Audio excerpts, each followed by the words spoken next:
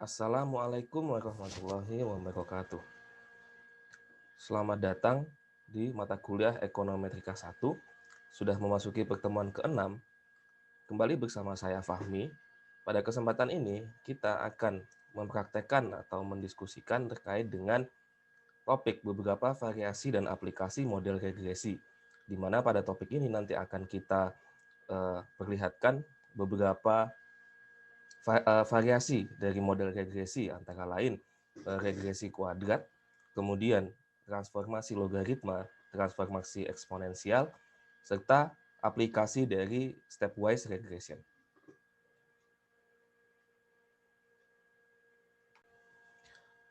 Pertama kita lihat dulu ya sekilas, ini adalah data-data yang nanti akan digunakan untuk praktek pada video ini. Jadi untuk kuadratik ada contohnya di sini adalah penggunaan urea dua variabel ya, penggunaan urea dan output hasil panen. Kemudian nanti untuk praktek transformasi logaritma kita menggunakan dua variabel, yaitu labor atau tenaga kerja dan output hasil pertanian. Kemudian untuk nanti transformasi eksponensial kita menggunakan data kasus positif COVID-19 di Indonesia mulai tanggal 16 April 2020 sampai 3 Oktober 2020. Nah, selanjutnya kita lihat terlebih dahulu penjelasan singkat satu persatu dari variasi-variasi ini. Kita mulai dari yang pertama, yaitu regresi kuadrat atau quadratic regression ya. Jadi di sini ada variasi bentuk persamaan regresi ya. Jadi misalkan ada dua buah variabel, yaitu variabel X dan variabel Y. Akan tetapi variabel X ini diduga memiliki pengaruh yang tidak linier terhadap Y. Ya, maka bagaimana cara kita memperhitungkan unsur non-linearnya tersebut, ditambahkan variabel X1 kuadrat di dalam persamaan tersebut ya. Nah, jadi ini ada beberapa bentuk plot dari persamaannya ya, yang mengindikasikan nanti bagaimana nilai koefisien dari variabel kuadratnya ini.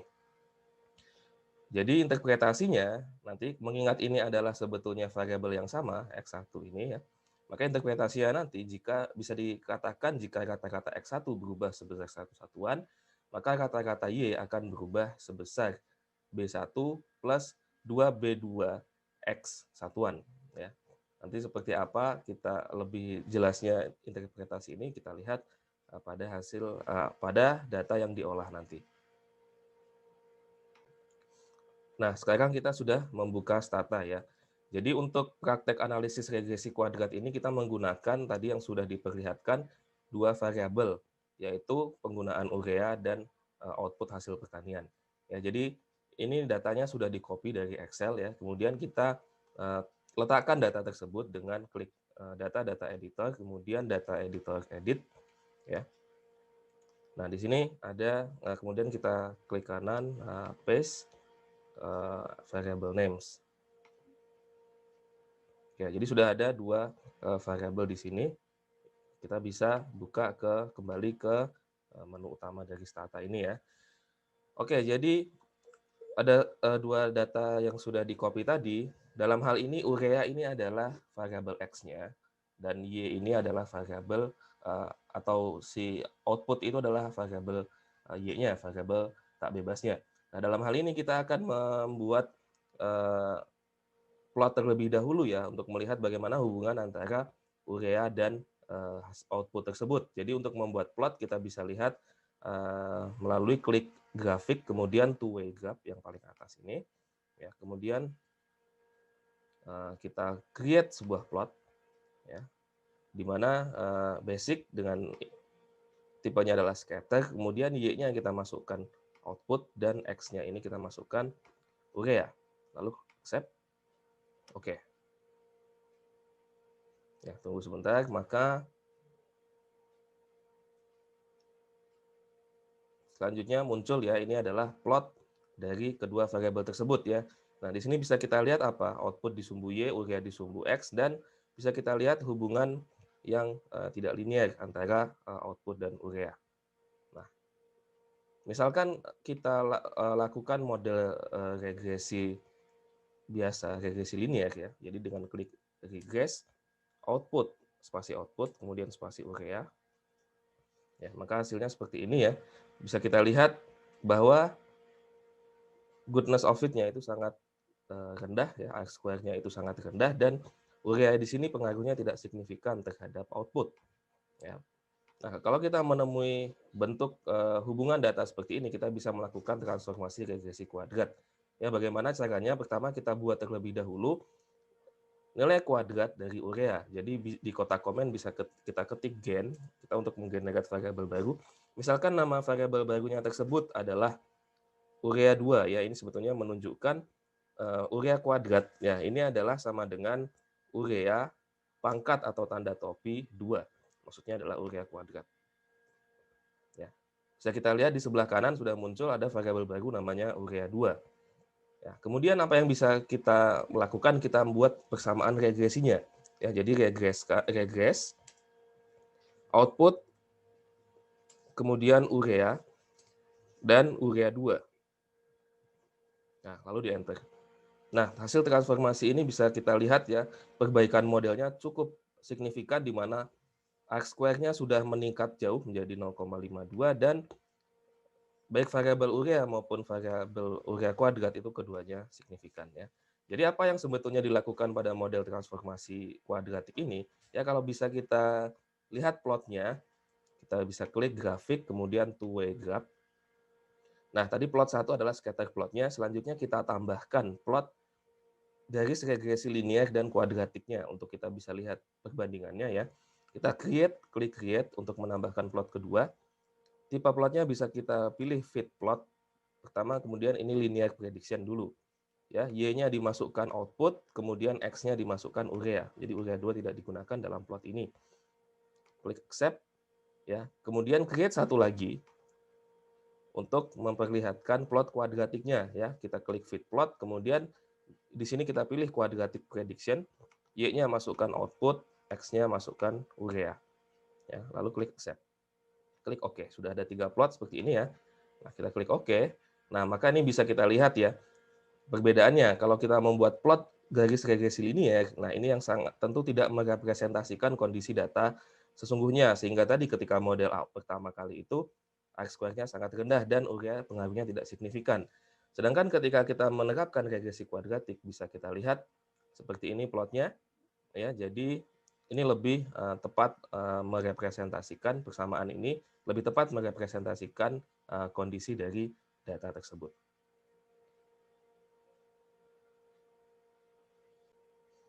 Nah, jadi kita bisa lanjutkan ya.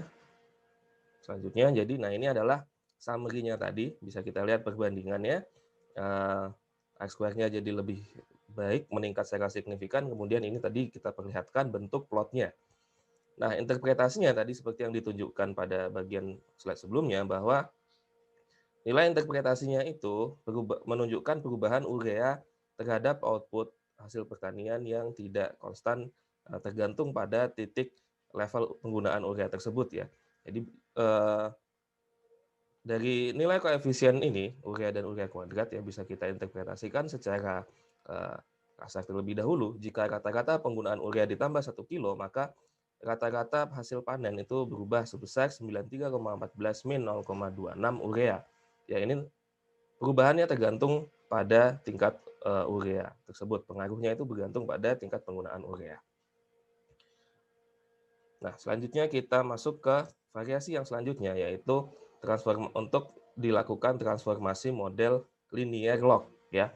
Jadi gambaran umumnya apabila kita temukan memiliki hubungan plot data yang seperti ini, tidak persis linear tapi seperti logaritma seperti ini, baik yang koefisien positif maupun koefisien negatif ya, maka kita bisa lakukan transformasi model linear log ya. Namanya linear log artinya Y-nya atau variabel tak bebasnya tetap dalam bentuk linear, sedangkan X-nya atau variabel bebasnya ditransformasi log. Jadi transformasi log ini hanya dilakukan pada variabel X. Ya, summary-nya ini saya adopsi dari buku Wooldridge. Jadi interpretasinya ya bisa diartikan dari persamaan ini secara bahasa bisa dikatakan jika kata-kata X1 berubah sebesar 1%, ya. Kenapa persen? Karena dia satuannya dalam len ya. Maka kata-kata Y akan berubah sebesar B1/100 satuan.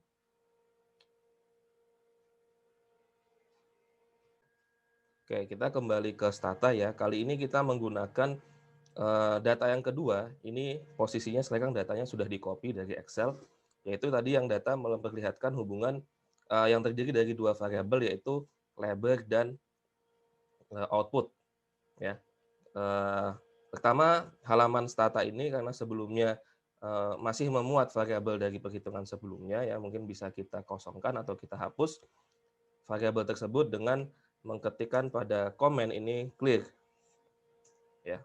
Maka ini kita kosongkan terlebih dahulu, kemudian kita akses lagi kotak data editor tadi, ya. Bisa buka data, klik data editor edit yang kosong ini ya, kemudian kita paste dari Excel dua buah variabel, yaitu labor dan output. Nah, kembali ke jendela utama stata. Oke, kita pertama dua variabel ini juga kita plotkan ya. Dalam hal ini labor ini adalah sebagai variabel bebasnya ya, X-nya, dan output ini adalah sebagai variabel tak bebas atau Y-nya ya. Ya, ini diadopsi sedikit dari fungsi produksi ya, di mana output itu salah satu inputnya adalah labor atau tenaga kerja. Ya, kita bisa buat plotnya terlebih dahulu, gambaran antara hubungan kedua variabel ini. Bisa kita buka grafik, kemudian two-way graph. Ya. Oke, masuk ke plot yang tadi, ini kita tidak usah membuat plot baru ya, tinggal dari isian yang sudah ada ini kita edit ya. Jadi pertama untuk plot 1 bisa kita klik edit. Ya. Bentuknya masih scatter dengan variabel Y-nya adalah output dan X-nya sekarang adalah labor. Kemudian ini accept, kita lanjutkan plot yang 2, disable dulu ya, untuk tidak memperlihatkan plotnya. Jadi ini kita klik disable, kemudian plot 3, ini kita klik disable juga. Ya, lalu klik OK. Nah, ini adalah gambaran awal ya, hubungan antara output dengan labor ya.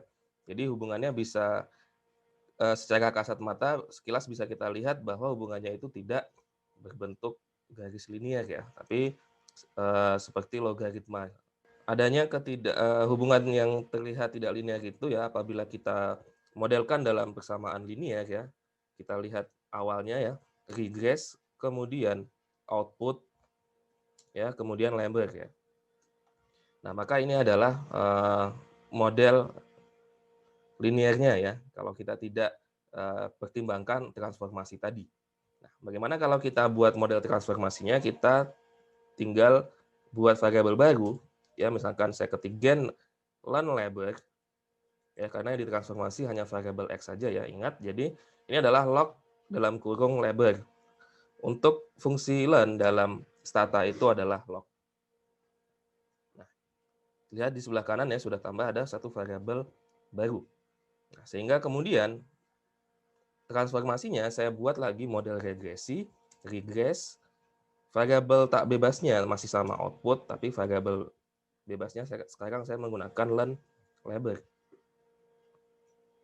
Nah, jadi bisa kita lihat, kita bandingkan antara keduanya ya. Transformasi model ini membuat goodness of fit-nya dilihat dari R-square-nya itu meningkat cukup bagus ya, dari 0,6386 jadi 0,8002 ya. Nah, kita bisa lihat plotnya ya, klik grafik kemudian two-way graph ya. Plot 1 tadi adalah scatter plotnya, kita lanjut ke plot 2, kita enable, kemudian edit sedikit, tadi ini masih bawaan dari sebelumnya, jadi Y-nya adalah output, kemudian X-nya adalah labor. Ya. Ini linear prediction sama accept. Kemudian kita lanjutkan plot 3 ya, kita enable dulu, kemudian klik edit ya, karena variabelnya berganti. Fit plotnya untuk logaritma ini kita pindah menjadi fraksional polinomial. Ya, Y-nya tetap output, X-nya adalah labor. Klik accept. Oke. Nah, ini adalah perbandingan ya plot apabila kita hanya tidak memperhitungkan adanya hubungan yang ketidaklinearan ini, kita paksakan dengan garis lurus, Dan kita bandingkan apabila kita menggunakan transformasi logaritma ya, maka terlihat perbedaannya ya. Yang lebih merepresentasikan kondisi data itu adalah persamaan yang sudah menerapkan transformasi logaritma.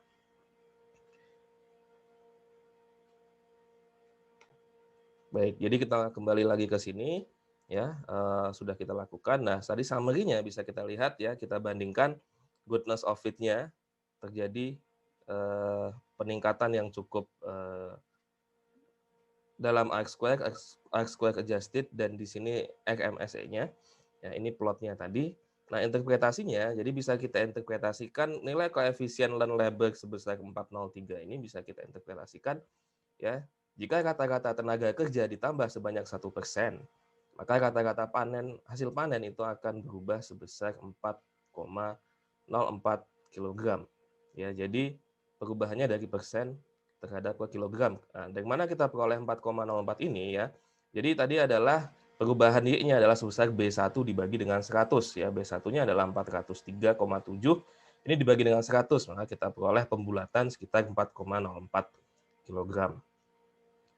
Nah, selanjutnya kita masuk ke transformasi atau variasi yang ketiga, yaitu dengan transformasi model log linear ya. Ini kebalikannya. Kalau tadi yang di transformasi Lund adalah variabel X ya. Nah, kali ini adalah transformasinya yang ditransformasi variabel Y-nya. Ya, karena model aslinya itu bisa kita lihat yang sebelah atas ini, dia adalah modelnya itu adalah eksponensial. Nah, sehingga perlu ditransformasi Lund sehingga bentuknya menjadi lebih linear seperti ini, dan ini bisa dilakukan estimasi pada model hasil transformasinya.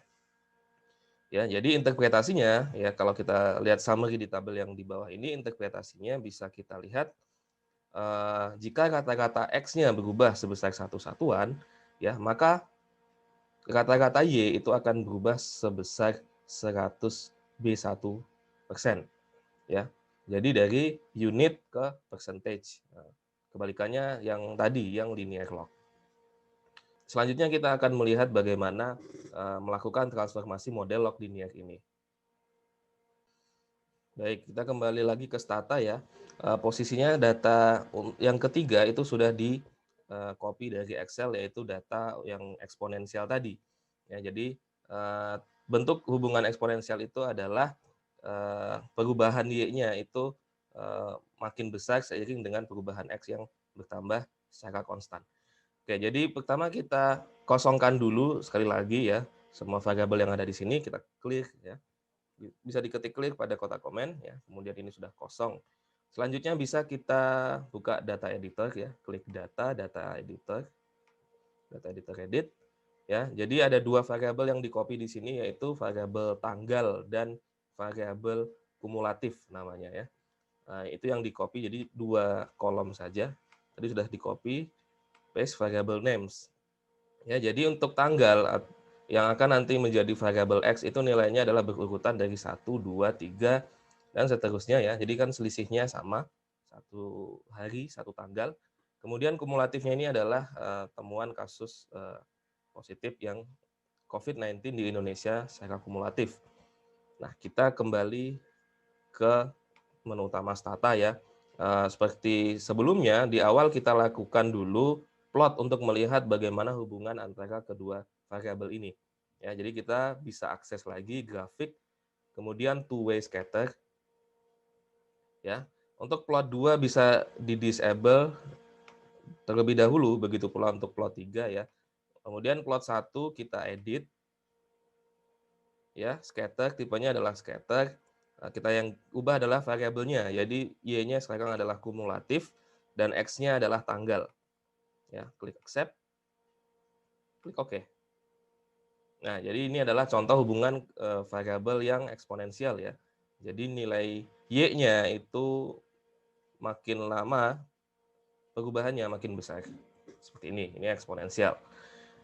Nah, jadi kalau misalkan kita buat regresi tanpa mempertimbangkan adanya transformasi ini, kita lakukan saja regresi linear ya, antara kumulatif dan tanggal, kumulatif dan tanggal, ya kita bisa peroleh modelnya seperti ini ya. Kemudian apabila kita mau melakukan transformasi, pertama kita buat variabel transformasi dari variabel tak bebasnya ya. Ini kebalikan yang tadi.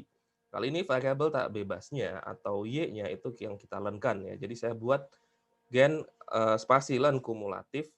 Ya, ini adalah fungsinya sama dengan log dari kumulatif. Ya, kalau saya enter, maka muncul ya variabel baru namanya len kumulatif di sebelah kanan ini. Nah, kemudian saya lakukan regresi pada model hasil transformasi ini. Ya, jadi saya regresikan len kumulatif dengan X-nya masih sama, yaitu tanggal. Ya, regres, len kumulatif, dan tanggal. Ya, jadi apa yang bisa kita lihat di sini ya, goodness of fit-nya itu mengalami kenaikan ya, R-square-nya naik dari 0,91 jadi 0,97 ya. Ya. Kemudian model transformasi ini tentu saja sudah memperhitungkan pola hubungan data yang tidak linear gitu ya. Jadi tentu hasilnya transformasi ini lebih baik. Nah, kita bisa lihat perbandingannya, kita buat plot ya dengan menambahkan garis prediksinya tadi. Buka lagi grafik, kemudian two ways scatter plot ini. Ya, kemudian plot 2 dan plot 3 bisa enable dulu karena mau kita lihat tampilannya ya. Nah, plot 1 tadi sudah, plot 2 sekarang kita edit ya. Ganti nama variabelnya menjadi kumulatif pada Y dan tanggal pada X. Lalu accept, kemudian plot ketiganya juga sama, kita ubah variabelnya ya. Tipe plotnya sama, yaitu fraksional polinomial, dengan Y-nya adalah kumulatif dan X-nya adalah tanggal. Lalu klik accept, klik OK. Ya, jadi seperti ini. Ya, garis kalau kita tidak memperhitungkan hubungan yang eksponensial ini ya, maka garis regresinya kira-kira akan seperti ini, linear saja. Kemudian garis eksponensialnya itu tidak terlihat karena dia berhimpitan dengan observasi-observasi yang berwarna biru ini ya.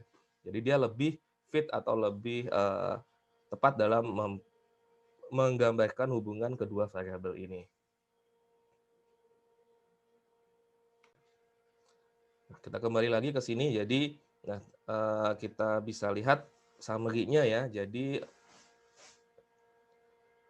ini tadi perbandingan kedua model ya, terjadi perbaikan dari goodness of fit-nya, dan tentu saja model hasil transformasi ini sudah lebih memperlihatkan hubungan aslinya antara tanggal dan kumulatif. Artinya model ini tentu lebih akurat. Ya, kemudian interpretasinya, apa yang bisa kita interpretasikan dari koefisien tanggal yang nilainya 0,02 ini. Ya, jadi perubahan X-nya itu dalam satu satuan, kemudian perubahan Y-nya itu dalam persen, yaitu persennya sebesar 100 dikali dengan B1 ya. Nah, jadi bisa kita katakan ya, rata-rata setiap penambahan satu tanggal atau besoknya, maka kasus positif kumulatif di COVID-19 di Indonesia itu bertambah secara rata-rata sebesar 2,24%. Ya, angka 2,24 ini bisa kita peroleh dari mana? Yaitu dari koefisiennya ini atau B1-nya ini dikali dengan 100 ya, kemudian dilakukan pembulatan ya. Ini dari asalnya kita peroleh angka tersebut. Baik. Nah, jadi untuk kesekian kalinya kita kembali lagi ke Stata ya. Jadi kita sudah membahas sebelumnya tadi ada 3 variasi model regresi ya, yaitu kuadratik, kemudian logaritma yang dilakukan transformasi logaritma, dan transformasi eksponensial.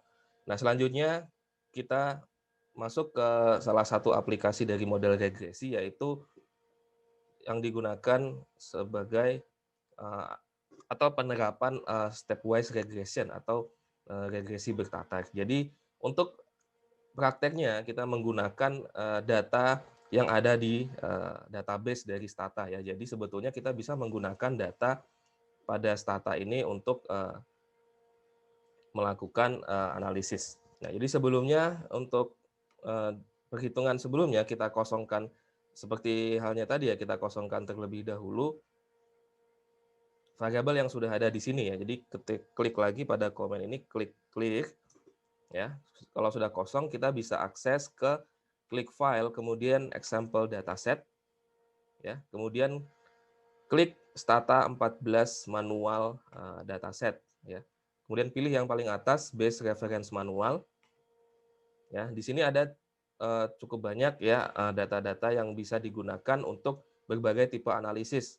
Jadi kita untuk keperluan stepwise regression ini kita menggunakan data auto2.dta. Ya, di sini Anda ketemu ya auto2.dta. Bisa klik use yang ada di sampingnya. Ya, ini maksudnya kita ingin mengakses atau menggunakan data tersebut. Ya, kalau sudah kita kembali ke menu utama Stata ya. Jadi bisa dilihat di sebelah kanan atas ini muncul tadi. Jadi variabel-variabel yang ada di dalam dataset Auto2 ini. Ya, jadi sekarang kita sudah bisa menggunakan data-data berikut. Oke, jadi bagaimana cara kerjanya stepwise regression ini ya? Misalkan kita tidak tahu ya variabel mana yang secara signifikan berpengaruh terhadap suatu variabel Y, tapi variabel X-nya ada banyak. Nah, kalau kita buat persamaan ya, kita regresikan saja dulu semuanya antara variabel Y-nya. Di sini adalah yang menjadi variabel Y adalah MPG. MPG ini adalah miles per gallon. Ini adalah tingkat penggunaan konsumsi bensin pada mobil. Ya, jadi observasinya di sini adalah mobil ya. Jadi variabel X, Y-nya itu adalah MPG. Kemudian tingkat konsumsi penggunaan bensin ini dipengaruhi oleh apa saja ya. Kalau kita tidak tahu variabel X mana yang berpengaruh kan mungkin cara awamnya masukkan saja semua variabel X ya. Nah, di sini saya contohkan ya, kalau saya menggunakan cara masukkan semua variabel X, misalkan price, saya sertakan price harga mobil ya, kemudian headroom, kemudian terang, kemudian weight, length, kemudian turn, kemudian displacement, kemudian gear ratio. Ya, jadi ada berapa nih? Ada 1, 2, 3, 4, 5, 6, 7, 8. Ada 8 variabel bebas ya. Kita coba-coba dulu seperti awal di sini ya, kita enter ya. Maka apa yang kita peroleh dalam contoh ini ya, ada bisa saja terlihat apa? Tidak ada satupun variabel X yang berpengaruh signifikan. Ya, ditunjukkan dengan p-value-nya semua itu cukup besar. Tapi di sini ada informasi R-square modelnya ini cukup tinggi untuk ukuran model yang tidak ada variabel yang signifikan, yaitu 0,673. Nah, ini sebetulnya juga adalah indikasi kemungkinan adanya multikolinearitas ya. Nah, kita bisa cek VIF-nya dari setiap variabel bebas ini. Setelah model ini bisa kita klik pada komen VIF. Ya. Nah, di sini bisa kita lihat sejumlah variabel memiliki VIF yang cukup tinggi ya. Ya, definisi cukup tinggi itu ada yang mengatakan di atas 10, ada yang mengatakan di atas 5 ya, tapi secara umum apa? Ada variabel-variabel yang mengalami problem seperti itu. Nah, salah satu alternatif yang bisa digunakan apabila kita menemui pemodelan yang cukup seperti ini ya, menggunakan banyak variabel bebas, tapi kita tidak temui ada variabel yang signifikan ya, kita bisa terapkan stepwise regression ya. Jadi kita metode tersebut akan menyeleksi variabel-variabel X yang pengaruhnya itu signifikan saja terhadap MPG ya. Jadi di sini walaupun tidak ada yang signifikan, belum tentu apabila hubungannya satu per satu ke variabel tak bebas itu sama juga tidak signifikan ya. Nah, kita bisa terapkan stepwise regression itu ya dengan kita akses lagi menu yang sebelumnya tadi, komen sebelumnya tadi ya, yang regress panjang ini. Nah, kemudian kita tambahkan di awal stepwise, koma. Ya, kemudian ada fitur namanya PE. Ini adalah p-value batas yang ingin kita terapkan bagi variabel yang bebas yang akan dimasukkan ke model ya. Misalkan saya yang dimasukkan ke model adalah hanya yang memiliki p-value 0,05 ya. Artinya kalau p-value untuk satu variabel yang ditambahkan itu lebih besar, dia tidak disertakan ke dalam model. Ya, kemudian saya beri titik 2. Jadi di depannya dari regress ini saya tambahkan tambahannya ini. Stepwise koma spasi PE dalam kurung 0,05 titik 2. Nah, apabila dilakukan metode stepwise ini ya, bisa kita lihat hasilnya apa. Dia mulai dari empty model ya. Empty model ini artinya tidak ada variabel bebas dalam model. Ya, jadi hanya Y dan variabel dan hanya Y dan konstanta di sebelah kanan bersamaan. Ya, kemudian pertama dimasukkan wake, mengingat ketika dimasukkan wake ini p-value-nya itu lebih kecil dari 0,05, maka wake masuk ke dalam model sebagai salah satu variabel bebas. Ya. Kemudian sudah tidak ada lagi variabel bebas lain yang ditambahkan ke dalam model. Mengapa? Karena di sini variabel lainnya itu tidak ada yang p-value-nya lebih kecil dari 0,05. Ya, jadi artinya model ini sebetulnya atau MPG ini dari sekian banyak variabel bebas tersebut sebetulnya dia hanya dipengaruhi oleh wake atau berat dari mobilnya. Nah, jadi di sini bisa kita lihat summary-nya ya dari atau proses stepwise regression ini. Ya, jadi kalau kita bandingkan model dengan menyertakan semua variabel bebas dan kita bandingkan apabila kita terapkan stepwise ini yang hanya meloloskan satu variabel bebas saja ke dalam model, bisa kita lihat apa? Satu variabel bebas ini atau wake ini yang semula tadi dalam model yang besar ini tidak signifikan, ternyata dia signifikan, ya. Serta bisa kita bandingkan goodness of fit-nya antara kedua model ini ya. Jadi apa? R-square-nya itu lebih besar pada saat model dengan variabel bebas yang lebih banyak ya. Ini adalah karakteristik dari R-square ini ya. Dia pasti akan naik seiring dengan tambahan variabel bebas ke dalam model. Akan tetapi kita bisa bandingkan adjusted R-square-nya yang sudah memperhitungkan atau mempertimbangkan bahwa variabel yang ditambah ke dalam model atau lebih banyak itu apabila tidak signifikan itu malah hanya akan menurunkan goodness of fit. Jadi kita bisa lihat R-square adjusted-nya atau adjusted R-square-nya itu lebih besar pada model yang hanya dengan satu variabel bebas ini dibandingkan dengan 8 ya. Tapi kenapa dia bisa lebih tinggi? Karena variabel bebas yang ada dalam model tersebut itu memiliki pengaruh yang signifikan terhadap variabel tak bebasnya. Ditunjukkan dengan p-value yang kecil dari 5% ini. Nah, kita sudah membahas stepwise regression ya. Jadi selain 3 variasi tadi dan stepwise regression, kita sudah praktekkan, kita masuk ke latihan mandiri ya untuk pertemuan kali ini. Ya, jadi untuk soal yang pertama kembali ke output regresi kuadratik yang pertama kali tadi. Ya. Nah, pertanyaannya adalah apakah model ini itu memenuhi asumsi OLS yaitu linear dalam parameter. Itu pertanyaan yang pertama. Pertanyaan yang kedua, apakah pengaruh pemberian urea terhadap output itu konstan pada setiap tingkat urea? Nah, jika tidak konstan, maka titik balik atau turning point pengaruh urea terhadap output tersebut terjadi pada tingkat urea berapa kilogram ya. Nah, ini adalah soal yang kedua.